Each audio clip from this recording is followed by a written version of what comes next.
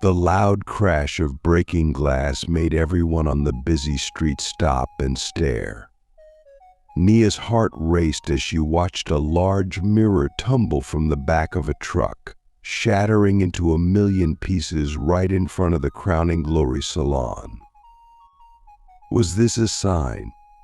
She had been nervous about trying the new no-mirror rule at Mama Oluise's famous hair salon, but now it felt like fate was pushing her through the door. Nia took a deep breath and walked into the salon. The sweet smell of hair products filled her nose. She looked around, confused. All the mirrors were gone. The walls were now covered with bright-colored cloths and pictures of smiling women. Mama Oluise, a tall woman with marks on her arms, walked up to Nia with a big smile. "Welcome, my dear." "Are you ready for a new hairdo?" she asked, her eyes shining. Nia bit her lip. "Where are all the mirrors, Mama Oluwazi?" she asked, still looking around the small shop. Mama Oluwazi laughed. It was a happy sound that filled the room. "Ah, you noticed. From today, we don't use mirrors in my salon. You must trust my hands. You will leave looking more beautiful than ever." Nia wasn't sure about this. She always liked to watch while her hair was being done. But everyone said Mama Oluwazi was the best at doing hair in the whole town. So Nia took another deep breath and sat down in the big chair. As Mama Oluwazi started working on her hair, Nia listened to the other women talking in the salon. They all seemed happy about the new no-mirror rule. Some even had their eyes closed, laughing like little kids. Many hours passed, and Nia could feel her hair changing. She really wanted to see what it looked like. But every time she tried to look, Mama Oluwazi gently stopped her. Finally, Mama Oluwazi said, "It's done." She turned Nia's chair around to face the door. "Now, walk outside and see your new hair in the sunlight." "That's the best mirror of all." Nia stood up. Her legs felt shaky because she was excited and nervous. She walked to the door and put her hand on the handle. Taking a big breath, she stepped outside. The warm sun hit her face, and she had to blink. Then she saw her hair in the window of a car. Nia's mouth fell open. Her hair was amazing. It was braided in a beautiful pattern she had never seen before, with little gold beads that sparkled in the sun. Mama Oluwazi came outside too, smiling wide. "You see? Sometimes we need to let go of trying to control everything. When we trust, good things happen." News about Mama Oluwazi's salon with no mirrors spread quickly. Women came from far away, curious and excited. Some were scared at first, but they all left with big smiles and beautiful hair. Mama Oluwazi's salon became more than just a place to get your hair done. It became a place where women laughed, told stories, and were surprised. Women would sit for many hours, talking and making friends, forgetting about their problems in the world outside. One day, a young girl named Yuande came in. She never liked her hair, no matter how it was styled. Mama Oluwazi sat her down and worked quietly for a long time. When Yuande went outside, she started to cry.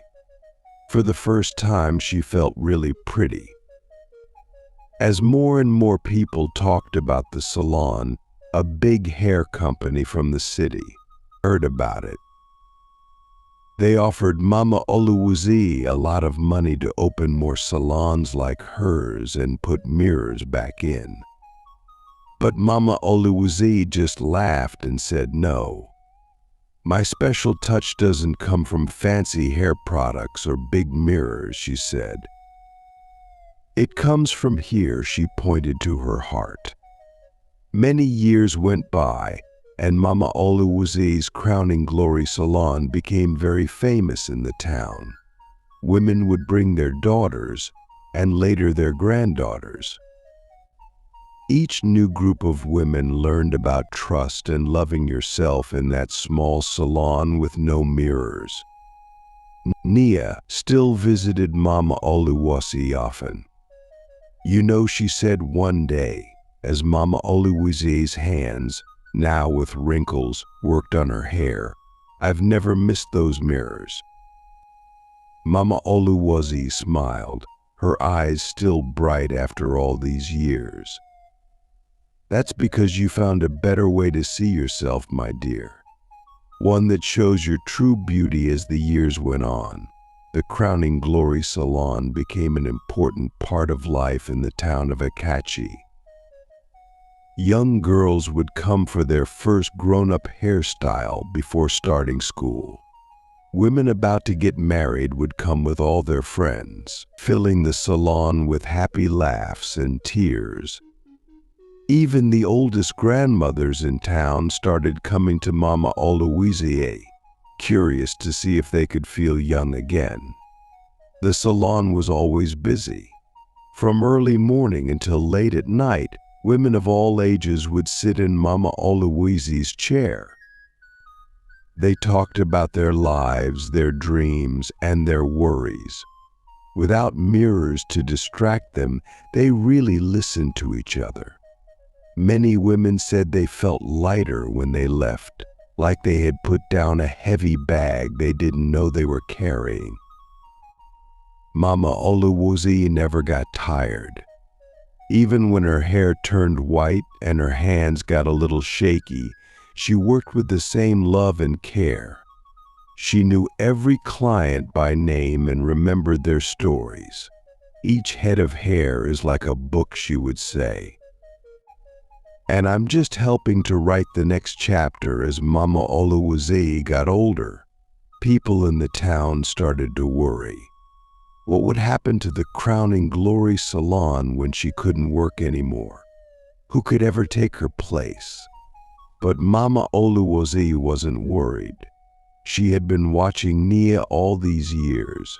She saw how Nia listened to the other women, how she always had a kind word or a joke to make someone smile.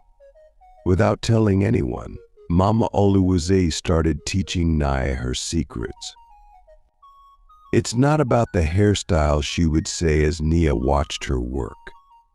It's about helping each woman see the beauty that's always been inside her. Nia didn't realize she was being trained. She just enjoyed spending time with Mama Oluwazi and learning new things. But slowly, she started to understand the real magic of the Crowning Glory Salon. One day, a new woman came to the salon. She was very nervous and kept trying to look at her hair. Mama Oluwazi was busy, so she asked Nia to help the woman. At first, Nia was scared, but then she remembered everything Mama Oluwazi had taught her.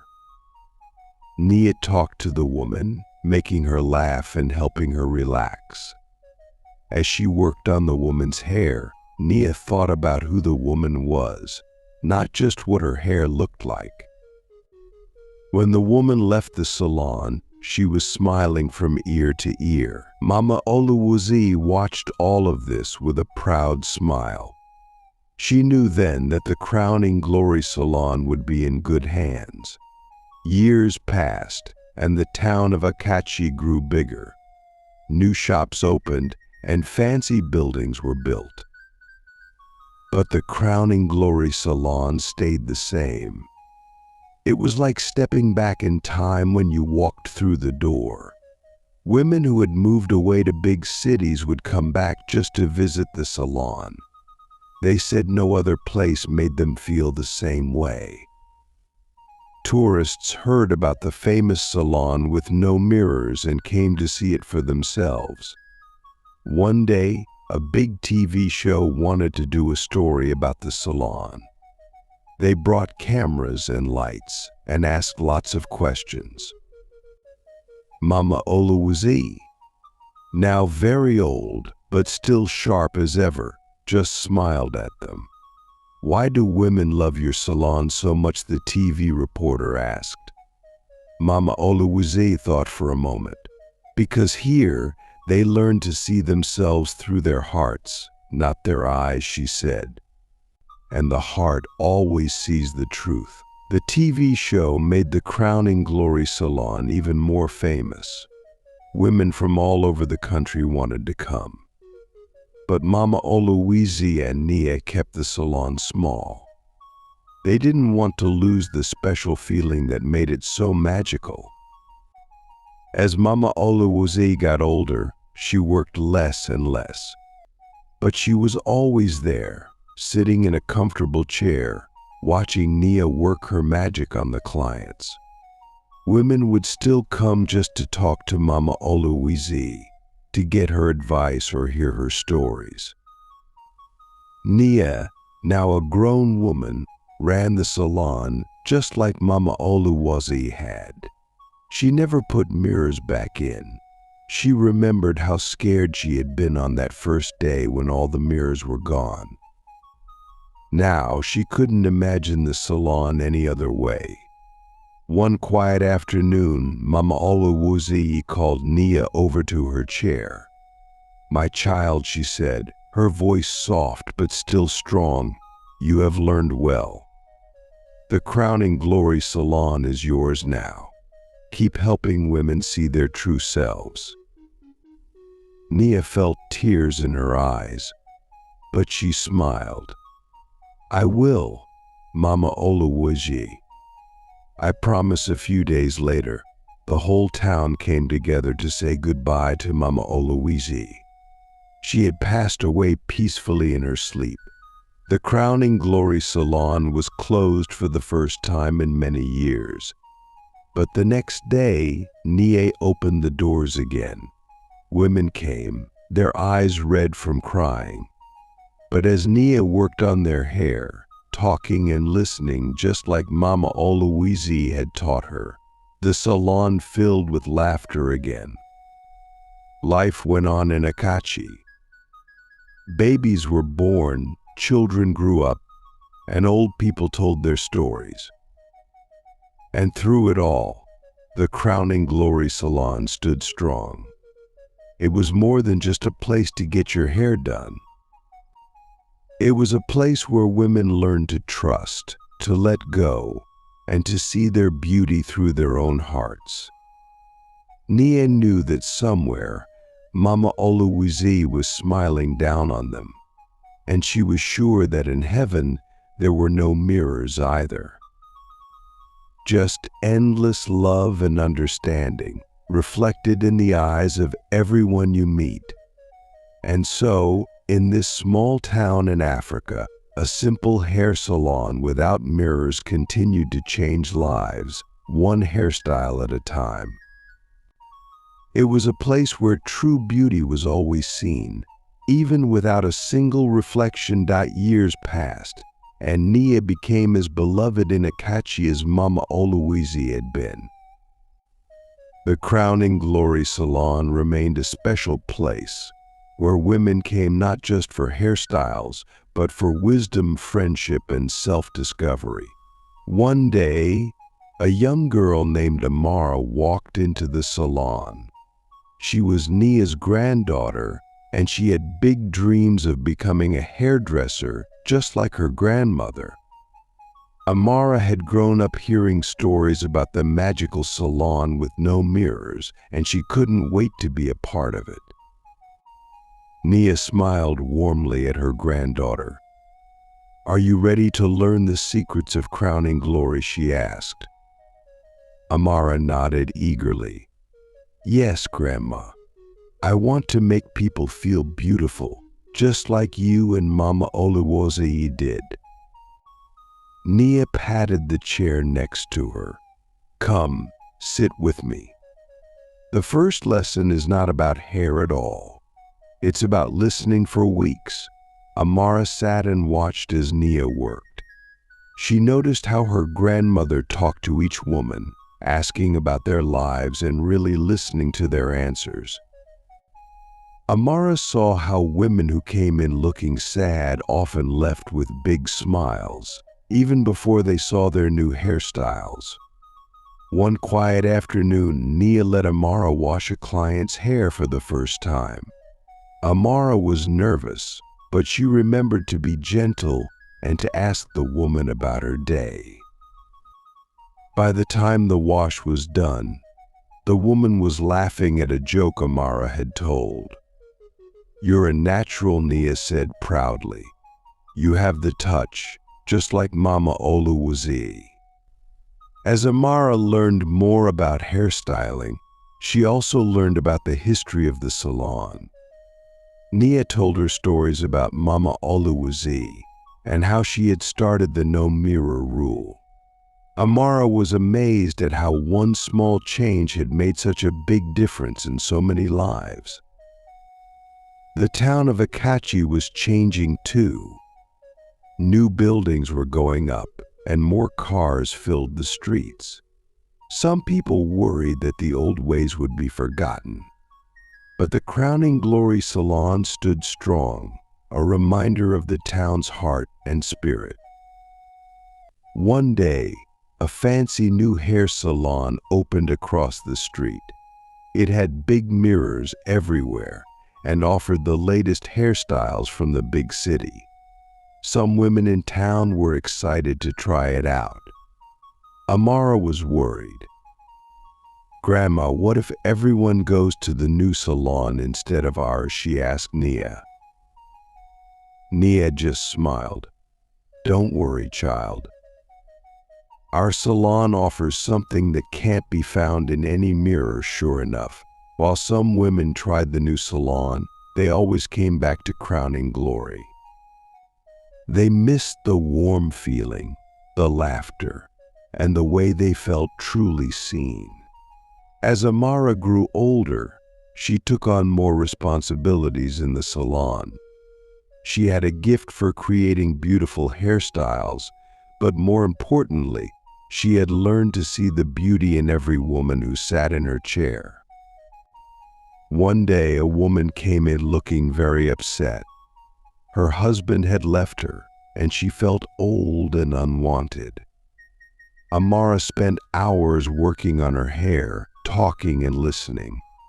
When the woman left, she stood a little taller and her eyes shone with new hope. "You did well," Nia said to Amara. "You didn't just style her hair.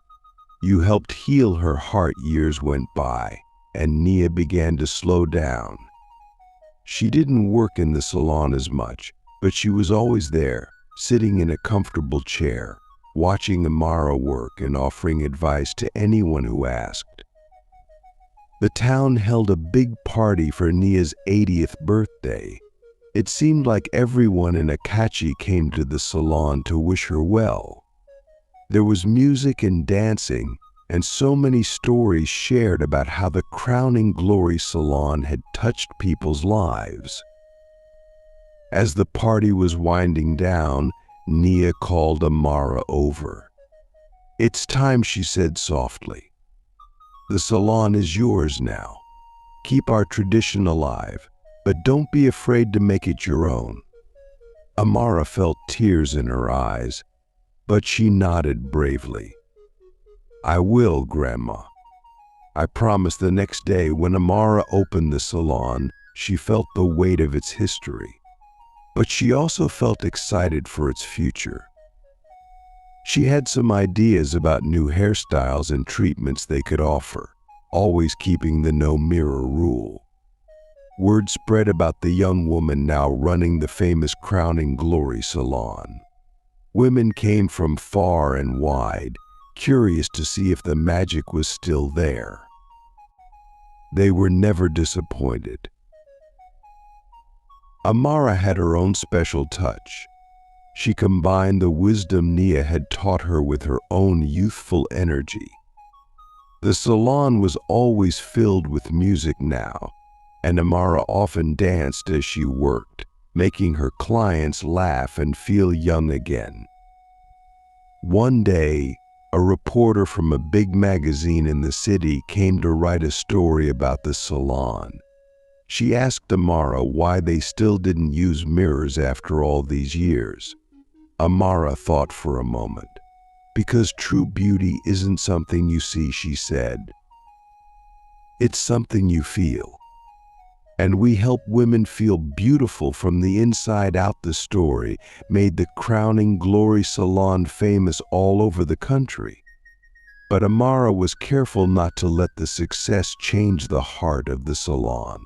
She remembered what Naya and Mama Oluwazi had taught her, that every woman who walked through their door was special and deserved to feel that way. As the years went by, Amara trained her own daughter, Zuri, in the ways of the salon. The legacy of Crowning Glory continued, passed down from woman to woman, each adding their own touch while keeping the core spirit alive. Nia lived to see her great-granddaughter, Zuri, become a hairdresser too. On Nia's 100th birthday, 4 generations of women stood in the salon, surrounded by the love and memories of thousands of hairstyles and heartfelt conversations.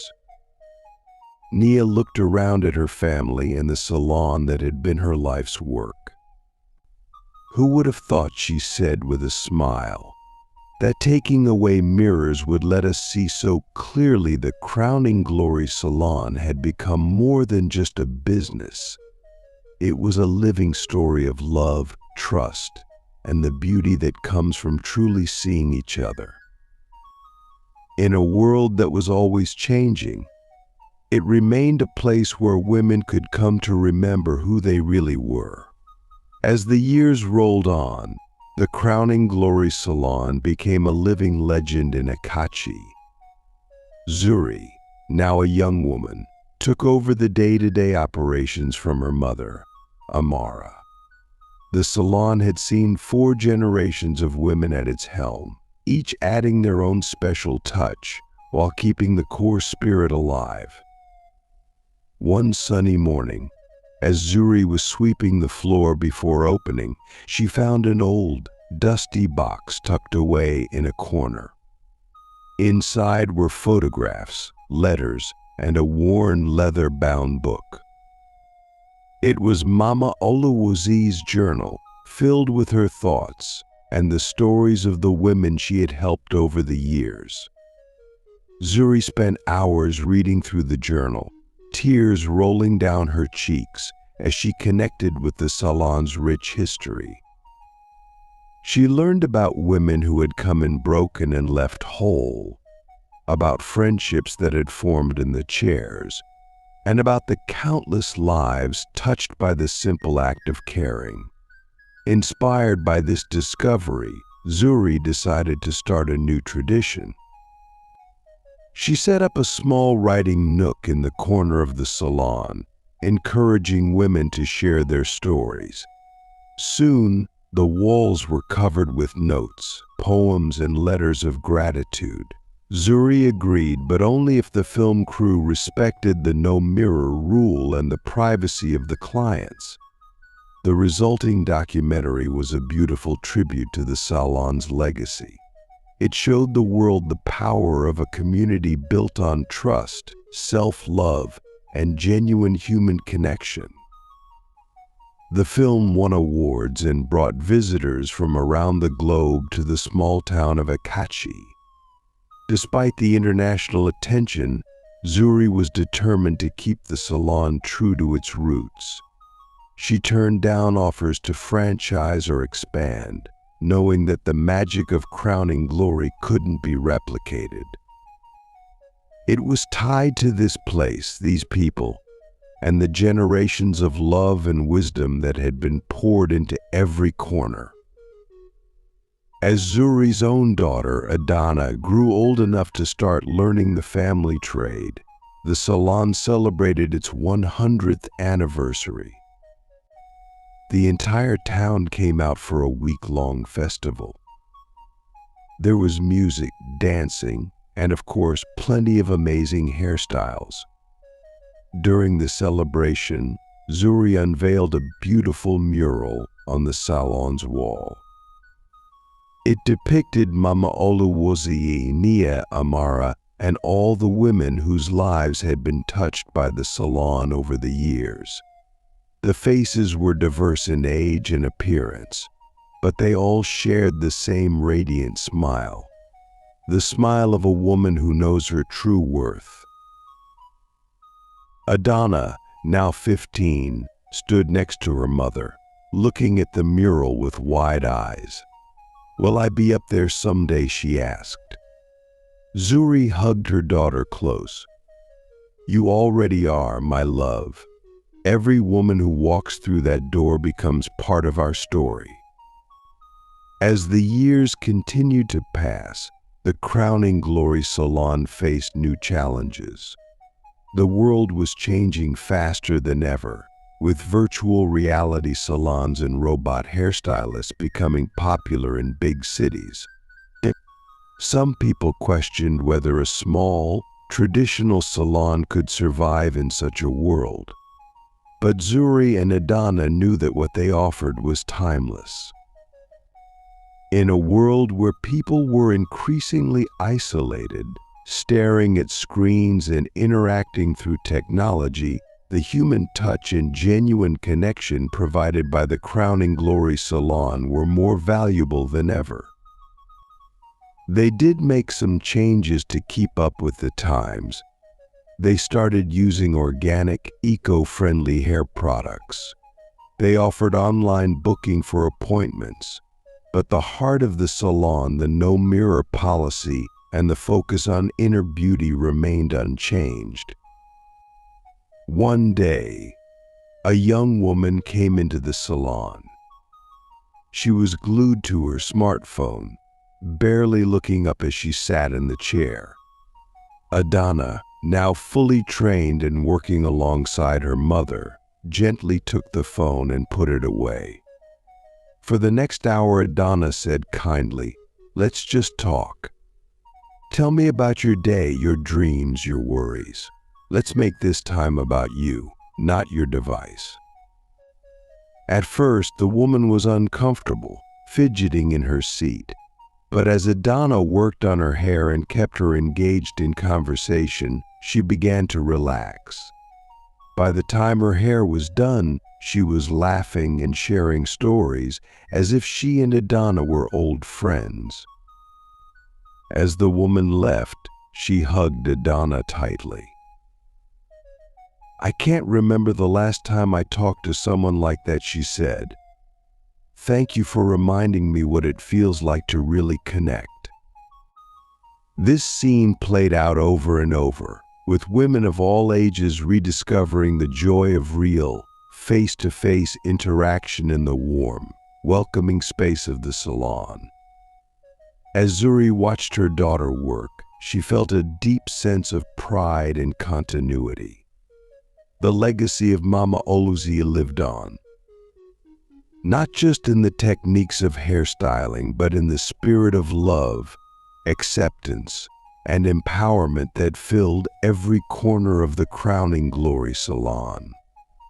The salon had weathered changing fashions, economic ups and downs, and the rapid pace of technological advancement.